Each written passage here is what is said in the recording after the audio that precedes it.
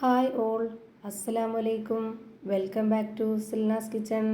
ഇന്നത്തെ റെസിപ്പി ഒരു കപ്പ് പാലും പഴവും വെച്ചിട്ട് നല്ല ടേസ്റ്റി ആയിട്ടുള്ള ഒരു വെറൈറ്റി ആയിട്ടുള്ള ഈവനിങ് സ്നാക്സിൻ്റെ റെസിപ്പിയാണ്.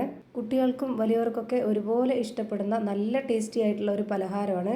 നമ്മുടെ വീട്ടിലേക്ക് പെട്ടെന്നൊരു ഗസ്റ്റൊക്കെ വരികയാണെന്നുണ്ടെങ്കിൽ എളുപ്പം തയ്യാറാക്കി എടുക്കാൻ പറ്റുന്ന ഭയങ്കര സിമ്പിൾ ആയിട്ടുള്ള ഒരു അടിപൊളി പലഹാരമാണ്. അപ്പോൾ ഇതെങ്ങനെയാണ് തയ്യാറാക്കുന്നതെന്ന് നോക്കാം. റെസിപ്പിയിലോട്ട് കടക്കുന്നതിന് മുമ്പായി സിൽനാസ് കിച്ചൺ ചാനൽ ആദ്യമായിട്ട് കാണുന്നവരാണെങ്കിൽ പ്ലീസ് ഒന്ന് സബ്സ്ക്രൈബ് ചെയ്തേക്കണേ. ഒപ്പം തന്നെ ഈ വീഡിയോസ് നിങ്ങൾക്ക് ഇഷ്ടപ്പെടുകയാണെങ്കിൽ ഒരു ലൈക്ക് ചെയ്ത് ഷെയർ ചെയ്ത് സപ്പോർട്ട് ചെയ്യാനും മറക്കരുത്. ഇനി നമുക്ക് റെസിപ്പിയിലോട്ട് കടക്കാം. ഇതിനായി ആദ്യം തന്നെ ഞാനിവിടെ 3 നേന്ത്രപ്പഴമാണ് ഇതേപോലെ കട്ട് ചെയ്തെടുത്തിട്ടുള്ളത്.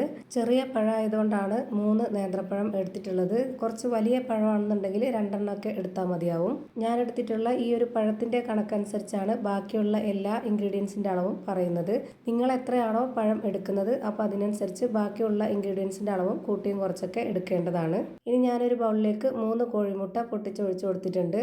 ഇതിലേക്ക് 60 ml കപ്പിൻ്റെ അളവിൽ 1/4 കപ്പ് പാൽപ്പൊടിയാണ് ഇട്ട് കൊടുക്കുന്നത്. 1 കപ്പോളം പാൽപ്പൊടി ഉണ്ടെങ്കിൽ ഇട്ട് കൊടുക്കാവുന്നതാണ്.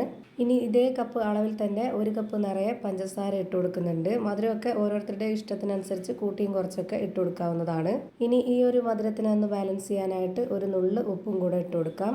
ഇനി ഈ ഒരു പലഹാരത്തിന് നല്ലൊരു മണത്തിന് വേണ്ടിയിട്ട് ഒരു 2 ഏലക്കയും കൂടെ ഇട്ട് കൊടുക്കാം.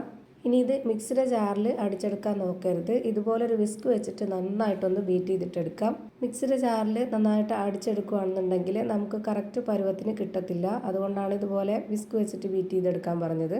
ഇതേപോലെ നന്നായിട്ട് അടിച്ചെടുത്തിട്ടുണ്ട്. ഇനി ഇതൊന്ന് മാറ്റി വെച്ചേക്കാം. അടുത്തതായിട്ട് ഒരു കാര്യം കൂടി ചെയ്യാനുണ്ട്. അതിനുവേണ്ടി ഞാനിവിടെ ഒരു മിക്സിയുടെ ജാർ എടുത്തിട്ടുണ്ട്. ഇതിലേക്ക് 250 ml കപ്പിൻ്റെ അളവിൽ 1 കപ്പ് നിറയെ പാലൊഴിച്ചു കൊടുക്കാം. ഒട്ടും തന്നെ വെള്ളം ചേർക്കാത്ത നല്ല കട്ടിയായിട്ടുള്ള പാല് വേണം ഇതിനു വേണ്ടി എടുക്കാനായിട്ട്. ഇനി നിങ്ങൾക്ക് പശുമ്പാൽ വേണ്ട, തേങ്ങാപ്പാൽ മതി എന്നുണ്ടെങ്കിൽ അതും നല്ല കട്ടിയായിട്ട് എടുക്കുക. എന്നാലും നല്ല ടേസ്റ്റാണ്. നിങ്ങൾക്ക് അങ്ങനെ തേങ്ങാപ്പാലിൽ ചെയ്തിട്ടെടുക്കണമെന്നുണ്ടെങ്കിൽ അങ്ങനെ ചെയ്യാം. ഇതിലേക്ക് ഞാനിപ്പോൾ കട്ട് ചെയ്ത് വെച്ചിട്ടുള്ള ആ ഒരു പഴം മുഴുവനായിട്ടും ഇട്ട് കൊടുത്തിട്ടുണ്ട്. ഇനി ഇത് നന്നായിട്ടൊന്ന് അരച്ചെടുക്കാം. ഇത് നമ്മൾ പഴം ഇട്ട് കൊടുത്തതിൻ്റെ കൂടുതൽ പാലൊഴിച്ചു കൊടുത്തത് കൊണ്ട് തന്നെ നന്നായിട്ട് അരഞ്ഞു കിട്ടുമൊന്നുമില്ല. ഇതേപോലെ തന്നെയാണ് വേണ്ടത്. അതായത് പകുതി പഴം നല്ലപോലെ അരയും വേണം, കുറച്ച് പഴം കടിക്കാനായിട്ട് കിട്ടുകയും വേണം. ആ ഒരു പരുവത്തിൽ കിട്ടാനായിട്ടാണ് ഇതുപോലെ നമ്മൾ തോനെ പാലൊഴിച്ചിട്ട് പഴം ഇട്ട് കൊടുത്ത് അരച്ചെടുക്കുന്നത്. ഇനി ഇതിലേക്ക് ഇട്ട് കൊടുക്കേണ്ടത് ചിരകിയ തേങ്ങയാണ്. 60 ml കപ്പിൻ്റെ അളവിൽ 1 കപ്പ് നിറയെ ചിരകിയ തേങ്ങയും കൂടെ ഇട്ട് കൊടുത്തിട്ട് ഇതുപോലെ നന്നായിട്ട് ഒന്നുകൂടി ഇളക്കി യോജിപ്പിച്ചെടുക്കാം. ഇനി ഇതൊന്ന് കുക്ക് ചെയ്തിട്ടെടുക്കാൻ വേണ്ടിയിട്ട് ഇവിടെ ഞാനൊരു പാൻ സ്റ്റൗവിലേക്ക് വെച്ചിട്ടുണ്ട്. ഫ്ലെയിം ഓണാക്കി കൊടുത്തിട്ടില്ല, ഇപ്പോൾ തന്നെ ഓണാക്കി കൊടുക്കണ്ട. ഇതിലേക്ക് കുറച്ച് നെയ്യ് ഒന്ന് ഒഴിച്ചു കൊടുക്കാം. എന്നിട്ട് ഇതുപോലെ ഈ ഒരു പാൻ മുഴുവനായിട്ടും ഒന്ന് സ്പ്രെഡാക്കി കൊടുക്കുന്നുണ്ട്. ഇതിൻ്റെ സൈഡ് ഭാഗത്തും മുഴുവനായിട്ടും നല്ല പോലെ ഒന്ന് സ്പ്രെഡാക്കുക. പാലും മുട്ടയും പഴമൊക്കെ ആയതുകൊണ്ട് തന്നെ ഇത് നല്ല പോലെ പൊങ്ങി വരും. അപ്പോൾ ഇതിൻ്റെ നെയ്യില്ലാത്ത ഭാഗമൊക്കെ ഒട്ടിപ്പിടിക്കാൻ സാധ്യതയുണ്ട് ഈ ഒരു പാനിൽ. അതുകൊണ്ടാണ് എല്ലാ ഭാഗത്തേക്കും നന്നായിട്ട് സ്പ്രെഡാക്കി കൊടുക്കാൻ പറഞ്ഞത്. ഇനി ഞാനിതിലേക്ക് മുഴുവനായിട്ടും ഒഴിച്ചു കൊടുക്കുന്നുണ്ട്. ഇനി ഒരു 10 മിനിറ്റ് മതി നമുക്കിത് വേവിച്ചെടുക്കാനായിട്ട്. അതിനായിട്ട് ഞാനിവിടെ ഫ്ലെയിം ഓണാക്കി കൊടുത്തതിന് ശേഷം നന്നായി ലോ ഫ്ലെയിമിൽ ഇട്ട് കൊടുത്തതിന് ശേഷം ഇതുപോലൊരു പേപ്പർ വെച്ചിട്ട് അതിൻ്റെ ഹോളിലൊന്ന് തിരികെ വെച്ച് കൊടുക്കുന്നുണ്ട്. എയർ ടൈറ്റ് ചെയ്ത് വേവിച്ചെടുക്കുകയാണെന്നുണ്ടെങ്കിൽ നല്ലപോലെ പൊങ്ങി വന്ന് അകമൊക്കെ നല്ല രീതിയിൽ വെന്ത് കിട്ടും. ഇപ്പോൾ ദാ നല്ല പോലെ പൊങ്ങി വന്നിട്ടുണ്ട്. ഈ ഒരു പാനിൻ്റെ നിറയെ ഉണ്ട് ഇത്.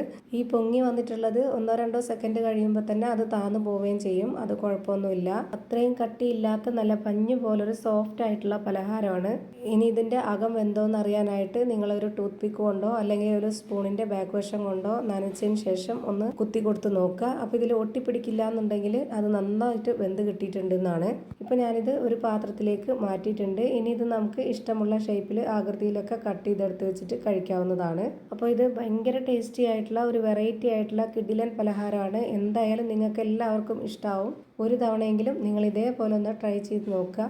ഇത്രയേ ഉള്ളൂ ഇന്നത്തെ വീഡിയോ ഇഷ്ടമായാൽ ലൈക്ക് ചെയ്യാനും കമൻറ്റ് ചെയ്യാനും ഷെയർ ചെയ്യാനും മറക്കരുത്. അതുപോലെ തന്നെ ഞാനിടുന്ന പുതിയ വീഡിയോസ് നോട്ടിഫിക്കേഷനായിട്ട് കിട്ടുന്നതിന് വേണ്ടി സബ്സ്ക്രൈബ് ചെയ്ത് ബെല്ലൈക്കൺ അമർത്തി അതിൽ ഓൾ എന്ന ഓപ്ഷൻ എനേബിൾ ചെയ്ത് കൊടുക്കാനും മറക്കരുത്. പുതിയൊരു വീഡിയോയുമായി വീണ്ടും വരും. Thank you for watching.